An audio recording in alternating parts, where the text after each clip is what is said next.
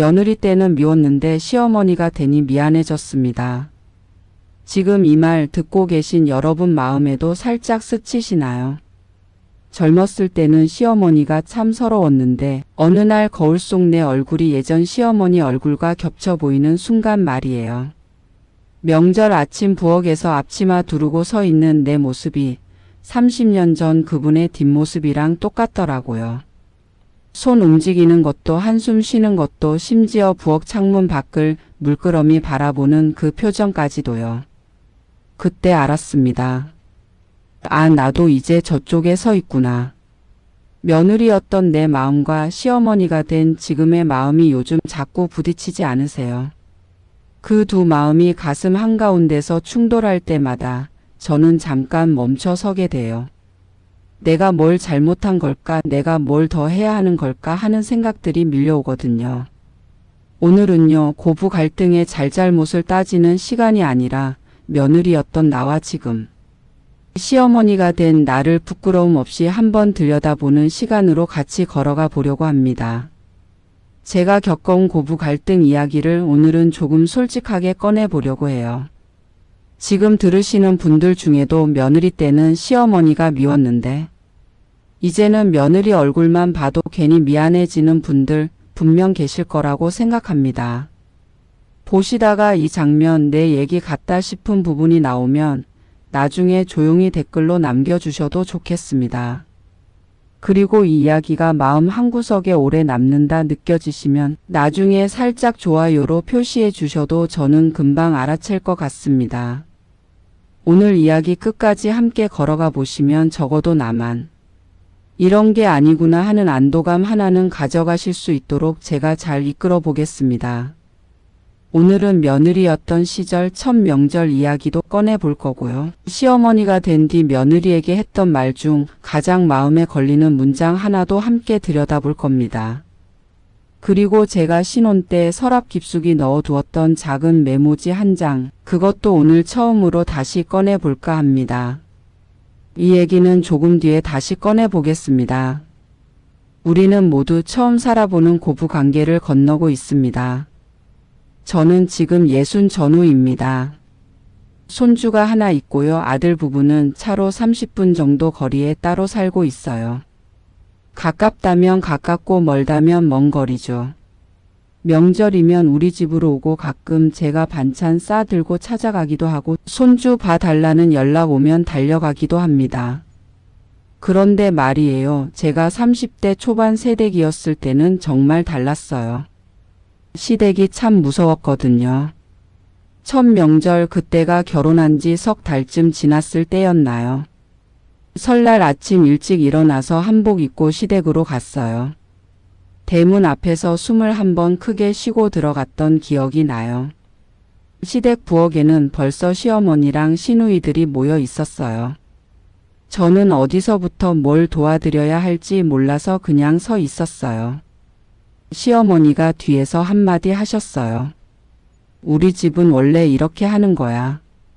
나물은 이렇게 무치고 저는 이렇게 부치는 거야. 그 말이 너무 무서웠어요. 우리 집에서는 이렇게 안 하는데 라는 말이 목구멍까지 올라왔다가 그냥 삼켰죠. 그냥 네 어머님 하고 고개만 끄덕였어요. 부엌 한구석에서 파 썰고 있는데 눈물이 나려고 했어요. 왜 이렇게 서러울까? 나는 뭔가 잘못한 것도 없는데 왜 이렇게 위축될까? 화장실 간다고 나와서 찬물로 얼굴 한번 씻고 거울 보면서 괜찮아, 괜찮아. 속으로 되뇌었던 기억이 나요. 그날 밤 집에 돌아와서 남편한테 울먹이면서 말했어요. 나는 나중에 며느리한테 절대 이렇게 안 할 거야. 절대 우리 집 방식을 강요하지 않을 거야. 남편은 뭐라고 위로했는지 기억도 안 나요. 저는 그날 밤 작은 메모지에 그 문장을 써서 서랍 깊숙이 넣어뒀어요. 나는 나중에 며느리한테 절대 이렇게 안 할 거야. 20대 후반에 제가 쓴 결심 같은 거였죠. 지금 듣고 계신 분들은 어떠세요? 여러분의 첫 명절은 어떠셨나요? 아마 비슷하셨을 거예요. 명절만 되면 긴장하고 시댁 가는 길이 멀게만 느껴지고 집에 돌아오면 이제 끝났다 하고 안도의 한숨 쉬고 그랬을 거예요. 첫 아이를 낳고 산후조리할 때도 기억이 나요. 몸은 천근만근 무거운데 아이는 밤낮 없이 울고 젖은 제대로 안 나오고 저는 정말 하루하루가 전쟁 같았어요. 친정엄마가 와서 도와주셨으면 좋겠는데 그때는 시집간 딸은 시댁 식구라는 분위기가 있었잖아요. 친정엄마는 눈치 보시면서 이틀만 계시다 가셨어요. 그때 시어머니가 오셨어요. 아기 보러 오셨는데 한마디 하셨죠. 나 때는 애 낳고 사흘 만에 밭에 나갔어. 요즘 애들은 너무 편하게 산다니까. 그 말이 칭찬인지 핀잔인지 도무지 알 수가 없었어요. 그냥 눈물만 났어요.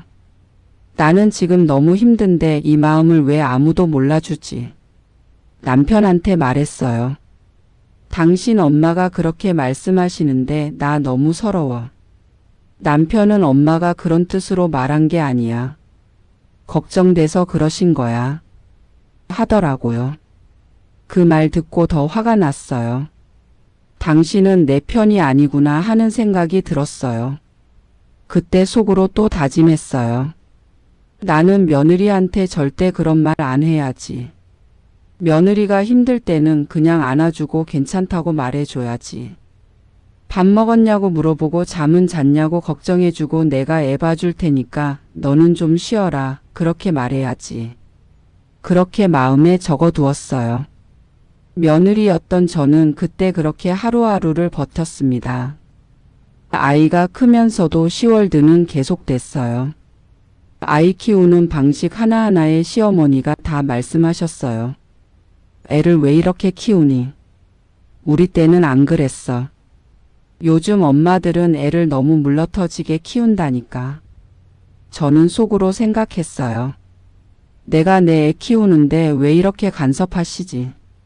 명절 때마다 시댁에 2박 3일 묵고 오면 집에 돌아와서 일주일은 알았어요. 몸이 아픈 게 아니라 마음이 아팠어요. 시어머니 눈치, 시누이 눈치, 시댁 친척들 눈치. 다 보느라 너무 지쳤어요. 남편한테 나 시댁 가기 싫어. 했더니 그래도 명절인데 어떻게 안 가? 하더라고요. 그때는 정말 시어머니가 미웠어요. 왜 나한테만 이러시지? 왜 며느리는 무조건 참아야 하지? 왜 나는 내 의견을 한 번도 제대로 말하지 못하지? 그런 생각들이 계속 쌓였어요. 시간이 흘렀어요. 아이가 자라고 중학교 가고 고등학교 가고 대학 가고 취직하고 그러더니 어느 날 여자친구를 데려왔어요. 엄마, 이 사람이랑 결혼하고 싶어. 그 말 듣는 순간 가슴이 쿵 내려앉았어요. 기쁜 마음 반, 걱정되는 마음 반이었어요. 결혼 준비하면서 며느리 될 사람을 몇 번 만났어요. 착한 애였어요. 얌전하고 예의 바르고 우리 아들 잘 챙기는 게 눈에 보였어요. 그런데 왜일까요? 마음 한구석이 불편했어요. 내 아들을 누가 데려간다는 느낌이랄까요? 결혼식 날 저는 정장을 입고 서 있으면서도 실감이 안 났어요. 내가 지금 누구 엄마지? 아, 맞다. 나 이제 시어머니구나. 신부가 입장하는 걸 보면서 문득 제 결혼식 날이 떠올랐어요. 나도 저렇게 떨렸었지. 나도 저렇게 긴장했었지. 며느리가 처음 우리 집에 왔을 때가 기억나요. 신혼여행 다녀와서 인사하러 온 거였어요. 저는 정말 잘해주고 싶었어요. 이것저것 다 차려놓고 편하게 있으라고 우리 집이 내 집이라고 1000번도 넘게 말했던 것 같아요. 그런데 며느리는 자꾸 어색해했어요. 뭐 하나 잘못 만지면 안 될 것처럼 부엌에도 잘 안 들어오고 거실에 앉아 있어도 뭔가 불편해 보이고 화장실 갈 때도 조심조심 일어나서 화장실 좀 다녀올게요. 하고 허락받듯이 말하고 그 모습 보면서 저는 속으로 생각했어요. 왜 저렇게 긴장하지? 나는 이렇게 편하게 대하는데. 그러다가 문득 제가 며느리였을 때가 떠올랐어요. 나도 그랬지. 나도 시댁에서 숨도 제대로 못 쉬었잖아. 화장실 가는 것도 눈치 보고 물 한 잔 마시는 것도 물 좀 마셔도 될까요? 물어보고. 저랬잖아. 그런데 왜 며느리가 그러니까 답답하게 느껴지는 걸까요? 첫 명절이 다가왔어요. 며느리가 아들이랑 같이 집에 왔어요. 부엌에서 명절 준비하는데 며느리도 따라 들어왔어요. 저는 괜찮아, 내가 뭘 하겠어. 거실에서 쉬어. 했는데 며느리가 아니에요. 제가 도와드릴게요. 하더라고요. 그래서 같이 했어요. 그런데 며느리가 나물 무치는 걸 보니까 간을 좀 싱겁게 하더라고요. 저는 그냥 자연스럽게 말했어요. 요즘 애들은 다 싱겁게 먹지? 그냥 물어본 건데 며느리 표정이 확 굳더라고요. 아, 이거 잘못 말했구나. 그 순간 알았어요. 며느리는 제 말을 이렇게 들었을 거예요. 요즘 애들은 요리도 제대로 못하네. 간도 제대로 못 맞추네. 그게 아니었는데. 저는 그냥 요즘은 건강하게 싱겁게 먹는 게 대세니까 그런 뜻이었는데. 말이 입 밖으로 나오는 순간 제 의도와는 다르게 들렸던 거죠. 며느리는 그 뒤로 부엌에서 거의 말을 안 했어요. 제가 뭐라고 할까봐 조심하는 게 눈에 보였어요. 그날 밤 잠이 안 왔어요. 며느리한테 미안했어요. 나는 잘해주려고 했는데 왜 자꾸 이렇게 될까? 그리고 며칠 뒤에 또 실수했어요.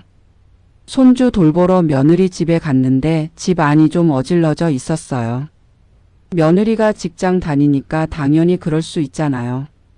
그런데 제 입에서 이런 말이 나왔어요. 요즘 애들은 맞벌이 하면서 집안일은 어떻게 하니? 며느리 표정이 또 굳었어요. 아들이 옆에서 엄마 괜찮아요. 저희가 알아서 해요. 하더라고요. 그 말 듣는 순간 제가 또 실수했구나 싶었어요. 며느리는 어머님 죄송해요.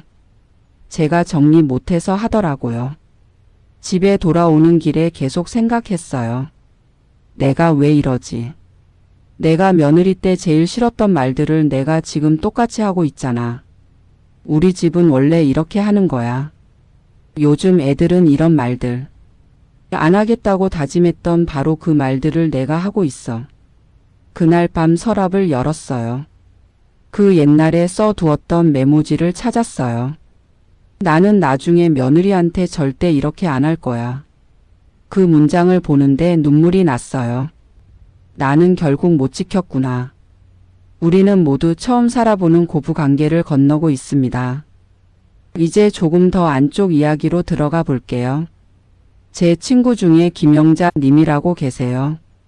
올해 62살이고요. 아들 부부랑 같은 아파트 단지에 살아요.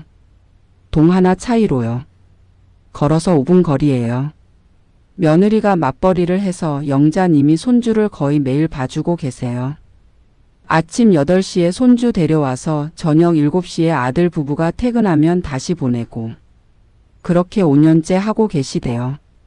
영자님은 손주가 정말 예뻐요. 그래서 기꺼이 봐준다고 하세요.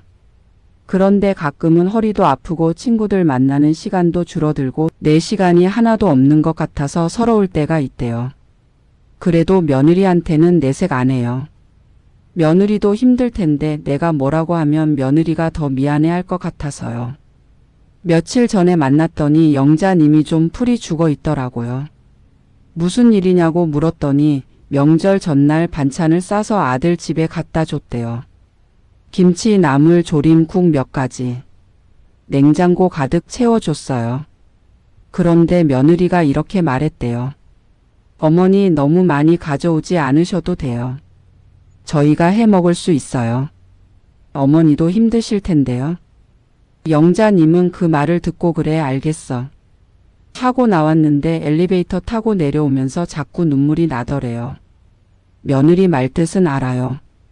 고맙다는 뜻이기도 하고 어머니 수고스러우니까 그렇게까지 안 하셔도 된다는 뜻이기도 하겠죠. 그런데 왜 이렇게 서운할까요? 영자님이 저한테 물었어요. 나 너무 오버하는 시어머니야? 내가 며느리한테 부담 주는 거야? 저는 뭐라고 대답해야 할지 모르겠더라고요. 그냥 같이 앉아서 한참 말없이 있었어요. 그러다가 제가 조심스럽게 물었어요. 영자야, 너 며느리 때는 어땠어? 영자님이 한참 생각하더니 말했어요. 나도 시어머니가 이것저것 챙겨주시면 고마우면서도 부담스러웠어. 받기만 하는 것 같아서 미안했고 그렇다고 내가 뭘 해드릴 수도 없고. 그래서 괜찮아요. 안 하셔도 돼요. 그렇게 말했던 것 같아. 그 말 듣고 영자님이 고개를 끄덕였어요. 그렇지. 우리 며느리도 지금 그런 마음이겠지. 그런데 왜 나는 그게 서운하게 들릴까? 또 다른 친구 이정희님 이야기도 해볼게요. 정희님은 67살이고요. 지방 작은 도시에 혼자 살아요.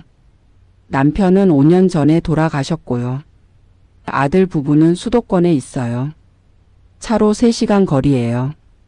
정희님은 예전에 본인 시어머니한테 정말 많이 힘들었대요.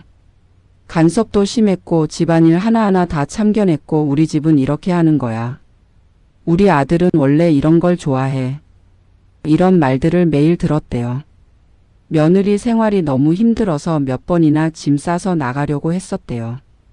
시어머니가 돌아가시고 나서 정희님은 다짐했어요. 나는 절대 며느리한테 그러지 말아야지.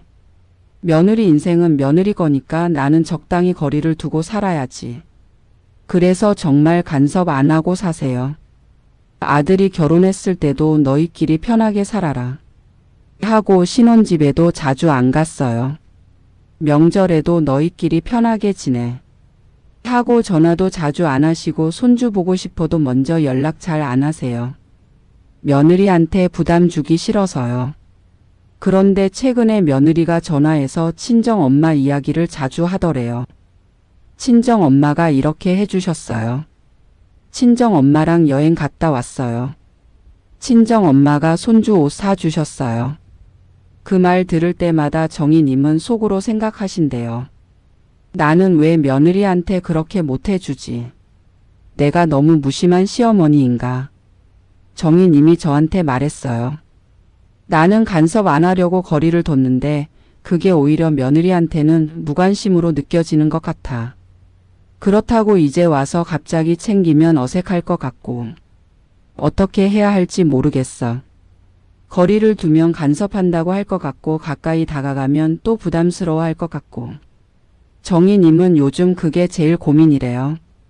그리고 박순자님. 순자님은 71살이고 아들 부부랑 같이 사세요. 2층 집인데 1층에 순자님 부부가 2층에 아들 부부가 살아요. 매일 얼굴 보고 사니까 사소한 게 자주 부딪히더래요. 설거지하는 방법, 빨래 개는 방법, 냉장고 정리하는 방법. 며느리는 며느리 방식대로 하고 순자님은 순자님 방식대로 하고.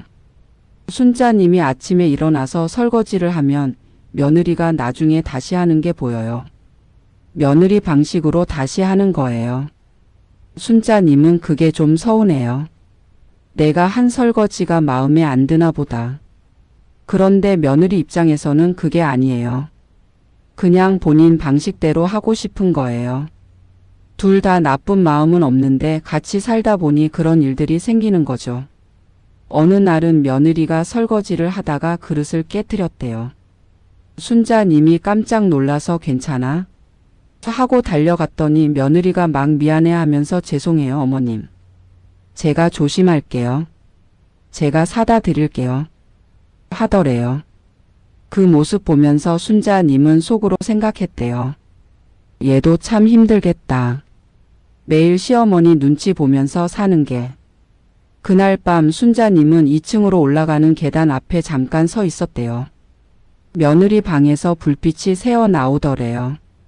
문을 두드리고 들어가서 괜찮다고 나도 그릇 깨뜨릴 때 많다고 신경 쓰지 말라고 말해주고 싶었는데 그냥 돌아섰대요. 말을 꺼내면 괜히 또 어색해질 것 같아서요. 지금 제 옆 의자에 앉아 계시다고 생각하고 여쭤볼게요. 여러분은 어떠세요? 며느리에게 잘해주고 싶은데 어떻게 해야 할지 모를 때 있으시죠? 아니면 반대로 며느리가 섭섭하게 굴 때 속으로 막 서운한데 표현은 못하고 그냥 꾹꾹 눌러 담고 계시는 분들도 계실 거예요. 여기서 한 걸음만 더 깊이 들어가 보겠습니다. 저도 그래요. 며느리 보면 자꾸 비교하게 돼요. 어디 누구는 며느리랑 친구처럼 지낸다더라. 어느 구독자분은 며느리가 시어머니를 엄마처럼 모신다고 하더라. TV에서는 고부가 같이 여행도 다니고 카페도 가고 그렇게 친하게 지낸다고 하더라고요. 그런 이야기 들으면 솔직히 부러워요. 나는 왜 며느리랑 그렇게 못 지내지? 나는 왜 이렇게 서운함이 많지? 명절 끝나고 며느리 보내고 나면 왜 이렇게 허전하면서도 한편으로는 편하지? 이런 내 마음이 이상한 건가? 그러다가 또 생각해요. 며느리였던 내가 시어머니한테 친구처럼 대했던 적이 있나? 시어머니를 엄마처럼 모셨던 적이 있나? 솔직히 없었어요. 나도 시댁 가는 게 불편했고 시어머니 목소리만 들어도 긴장했고 명절 끝나고 집에 돌아오면 드디어 끝났다 하고 안도했었잖아요. 시어머니랑 여행? 생각도 못했어요. 같이 카페 가는 것도 어색했어요. 그런데 왜 며느리한테는 그걸 바라고 있었을까요? 내가 못했던 걸 왜 며느리한테는 기대하고 있었을까요? 지금 듣고 계신 분들 중에도 예전에 나보다 지금 내 며느리에게 더 많은 걸 바라게 되신 분들 혹시 떠오르시나요? 괜찮습니다. 우리 모두 조금씩 그런 마음을 안고 사는 것 같아요. 이 부분에서 저는 한참 멈췄어요. 며칠 전에 병원 대기실에서 기다리고 있는데 옆에 앉은 젊은 며느리 2명이 조용히 이야기하더라고요. 한 명이 말했어요. 시엄마 진짜 힘들어. 말 한마디 한마디가 다 신경 쓰여. 명절만 되면 일주일 전부터 스트레스 받아. 다른 한 명이 대답했어요. 나도. 그냥 조용히 우리끼리 살고 싶은데 명절만 되면 진짜 시댁 가는 게 제일 싫어. 그러면서 또 말했어요. 우리 시어머니는 간섭도 많고 자기 방식대로 하라고 하고 나는 맨날 눈치만 보고. 저는 그 대화를 듣고 가만히 앉아 있었어요. 그러다가 문득 이 생각이 들더라고요. 나도 30대 때 친구들한테 똑같은 말 했었지. 카페 구석자리에 앉아서 시어머니 이야기하면서 한숨 쉬었잖아. 우리 시어머니 진짜 힘들어. 시댁 가기 싫어. 명절만 되면 스트레스야. 그리고 또 생각했어요. 지금 내 며느리도 어디 친구들 만나면 나 이야기를 하고 있을까? 저 며느리들이 나 이야기하듯이 내 며느리도 나 이야기하면서 힘들다고 말하고 있을까? 아마 그럴 거예요. 당연한 거예요. 며느리 입장에서는 시어머니가 불편한 게 정상이에요. 저도 그랬으니까요. 아무리 좋은 시어머니라도 아무리 잘해주려고 해도 며느리 입장에서는 편할 수가 없어요. 그게 고부관계예요. 그제야 조금 이해가 됐어요. 우리는 모두 처음 살아보는 고부관계를 건너고 있습니다. 제가 며느리였을 때는 그 나름대로 하루하루를 버티느라 최선을 다하고 있었어요. 애 키우랴, 살림하랴, 직장 다니랴, 시댁 명절 준비하랴. 정말 정신 없었어요. 시어머니한테 잘하고 싶었지만 솔직히 그럴 여유가 없었어요. 마음은 있었는데 몸과 시간이 따라주지 않았어요. 지금 제 며느리도 그럴 거예요. 직장 다니면서 애 키우고 집안일하고 가끔 시댁 와서 웃으면서 인사하고 그것만으로도 정말 최선을 다하는 거예요. 그런데 저는 거기에 뭔가를 더 바라고 있었던 거죠. 조금 더 자주 연락하고 조금 더 편하게 대하고 조금 더 친하게 지내고 그런 걸 은근히 기대하고 있었어요. 그런데 그건 며느리한테 너무 많은 걸 요구하는 거였어요. 며느리도 며느리 나름대로 최선을 다하고 있는데 제가 더 많은 걸 바라고 있었던 거예요. 우리가 그때 그렇게 살았던 건 그때의 우리가 가진 마음과 상황 안에서 최선을 다한 결과였어요. 그걸 이해하는데 저는 30년이 걸렸습니다. 지금 들으시는 분들 중에도 아마 그 30년을 저와 비슷하게 건너오신 분들 조용히 고개 끄덕이고 계실 것 같아요. 기억하시나요? 제가 오프닝에서 말씀드렸던 작은 메모지 이야기요. 20대 후반에 쓴 나는 나중에 며느리한테 절대 이렇게 안 할 거야. 라는 문장이요. 얼마 전에 그 메모지를 다시 꺼내봤어요. 서랍 깊숙이 있었는데 이사할 때마다 계속 가지고 다녔더라고요. 그 문장을 지금 다시 읽으니까 느낌이 달라요. 그때는 다짐이었는데 지금은 미안함이에요. 며느리한테도 미안하고 그때 나한테도 미안하고 제 옛날 시어머니한테도 미안해요. 저도 며느리한테 똑같이 했거든요. 하지 말아야지 했던 말들 결국 다 했어요. 우리 집은 원래 이렇게 하는 거야. 요즘 애들은 이것도 못해? 그런 말들. 하고 나서는 후회했지만 이미 말은 나가버렸죠. 이제는 알아요. 좋은 시어머니가 되겠다는 각오나 다짐만으로는 안 된다는 걸요. 시어머니와 며느리 관계는 각오로 풀어지는 게 아니라 시간과 실수를 거치면서 조금씩 만들어지는 거더라고요. 그때 그 말 여러분이라면 어떻게 하셨을까요? 며느리가 나물 싱겁게 무칠 때, 며느리 집이 좀 어질러져 있을 때, 손주한테 과자를 너무 많이 줄 때, 그럴 때 여러분은 어떤 말을 하셨나요? 아니면 참으셨나요? 저는 요즘 생각해요. 말하지 않는 게 능사는 아니지만 말하기 전에 한 번만 더 생각해 보자고요. 이 말이 며느리한테 어떻게 들릴까? 이 말이 며느리를 위한 말일까 아니면 내 방식을 고집하는 말일까? 그렇게 한 번만 더 생각하고 말하자고요. 그러면 우리는 뭘 할 수 있을까요? 거창한 건 아니에요. 하나는요, 며느리에게 너무 잘하려고 애쓰다가 정작 내 건강과 마음을 잃어버리지 않는 거예요. 며느리 눈치 보느라 내가 하고 싶은 말 다 참고 내 친구들 만나는 시간도 줄이고 손주 봐주느라 내 허리 다 망가뜨리고 그러다 보면 나중에는 내가 남는 게 없어져요. 며느리와의 관계만큼이나 내 또래 친구 언니 동생들과의 수평 관계도 지켜나가야 해요. 그 사람들이 나를 지탱해 주거든요. 며느리한테 서운한 일 있으면 친구들한테 말하고 같이 차 마시면서 그래, 우리 다 그렇게 산다. 하고 웃을 수 있는 관계요. 그게 중요해요. 그리고 손주한테는 좋은 추억을 남기되 할머니가 늘 힘들어 보였다. 는 기억만은 남기지 않으려고 해요. 손주가 커서 할머니 생각할 때 웃으면서 우리 할머니 진짜 좋았어. 하면 좋겠어요.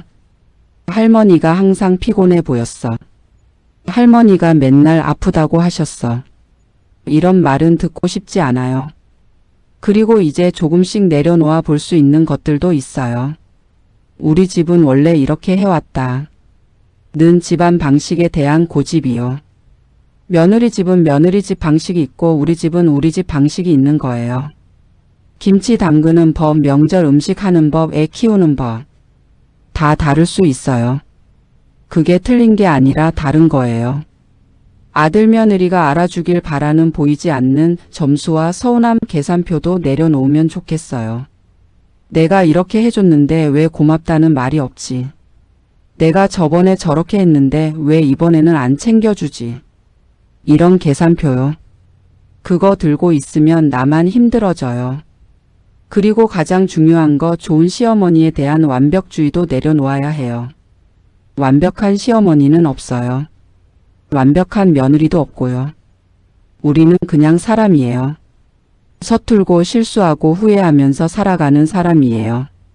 며느리였던 그때의 나한테도 이제는 좀 너그러워지려고 해요. 나는 왜 우리 시어머니를 끝까지 이해해드리지 못했을까? 하는 지난날의 죄책감 이제는 내려놓으려고요. 그때의 나는 그때 할 수 있는 만큼 했어요. 그걸로 충분했어요.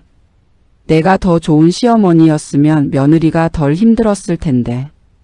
하는 끝없는 미안함도 조금씩 놓으려고 해요. 이제는 며느리에게 남겨줄 좋은 기억과 함께 지켜야 할 나 자신도 똑같이 소중하다는 걸 알아요. 그래서 요즘은 이렇게 생각해요. 하루에 한 가지씩만 해보자고요. 오늘 잠들기 전에 며느리에게 했던 말들 중에 마음에 걸리는 말이 있다면 그 장면을 한번 떠올려 보세요.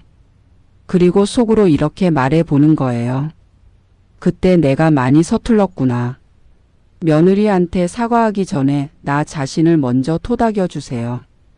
나도 처음이었으니까요. 시어머니 되는 게 처음이었으니까요. 노트 한 장을 펴놓고 왼쪽에는 내가 며느리에게 서운했던 일을 세 줄만 적어보시는 것도 좋아요. 오른쪽에는 며느리가 나에게 서운했을 법한 일을 세 줄만 적어보세요. 그러면 조금 보여요. 우리가 서로 얼마나 비슷한 마음으로 살고 있는지가요. 서로 서운하고 서로 미안하고 서로 조심스러워하면서 살고 있다는 게요. 며느리에게 바로 연락하는 게 부담스러우시면 언젠가 전하고 싶은 말들을 조용히 써두는 나만의 작은 편지장을 하나 만들어 보셔도 좋겠습니다. 지금 당장 전할 필요는 없어요. 그냥 적어두기만 해도 마음이 조금 정리돼요. 며느리야, 그때 그 말은 이런 뜻이었어. 며느리야, 너도 힘들겠다. 미안해. 이런 말들요. 이런 작은 것들이요, 고부관계를 당장 바꾸지는 못해요. 하지만 적어도 나 자신한테는 조금 더 솔직해지고 조금 더 편해질 수 있어요. 그게 시작이에요. 오늘 영상 제목이 고부 갈등, 며느리였던 내가 시어머니가 되어 미안해진 날이었죠. 아마 이 영상을 듣고 계신 많은 분들이 비슷한 마음으로 고개를 끄덕이고 계실 것 같아요. 며느리 때는 미웠는데 시어머니가 되니 미안해진 이 마음. 이게 우리가 지금 여기 함께 있는 이유인 것 같아요. 우리는 모두 처음 살아보는 고부관계를 건너고 있습니다. 처음이라 서툴렀고 그래서 서운했고 그래서 미안했지만 그래도 여기까지 잘 건너오셨어요. 명절도 몇십 번 보냈고 손주도 키웠고 며느리 얼굴도 이제 좀 익숙해지고 아들이 중간에서 힘들어하는 모습도 봤고 그렇게 우리는 여기까지 왔어요. 완벽하지 않아도 괜찮아요. 서로 서운한 날도 있고 화해하는 날도 있고 그냥 평범하게 지나가는 날도 있는 거예요. 그게 고부관계고 그게 우리 삶이에요. 이제 조금씩 아주 조금씩 달라질 수 있어요. 오늘부터요. 며느리한테 전화할 때 뭐하니? 대신 너 오늘 힘들지 않았어? 하고 물어보는 것부터요. 며느리가 뭘 잘못했을 때 바로 지적하는 대신 한 번 더 생각하고 말하는 것부터요. 며느리한테 뭘 해주고 나서 고맙다는 말 왜 없어? 하는 대신 내가 하고 싶어서 한 거야. 하고 말하는 것부터요. 그리고 가장 중요한 건 나 자신을 먼저 챙기는 거예요. 며느리 눈치 보느라 손주 키우느라 아들 걱정하느라 나는 뒷전인 채로 살지 않기요. 내가 건강해야 며느리한테도 좋은 시어머니가 될 수 있어요. 내가 행복해야 손주한테도 웃는 얼굴 보여줄 수 있어요. 여러분의 고부관계 이야기도 가능하시다면 댓글로 살짝 나눠주시면 좋겠습니다. 서로의 얘기를 들으면서 우리 모두 조금씩 덜 외로워지면 좋겠네요. 혼자만 이런 게 아니라는 걸 다 같이 조금씩 서툴게 살아가고 있다는 걸 확인하면서요. 오늘 이야기가 마음 한구석에 작은 위로가 되었다면 이 채널에 가끔씩 다시 놀러 와주시면 좋겠습니다. 같은 자리에서 또 다른 이야기로 기다리고 있겠습니다. 우리 모두 잘하고 있어요.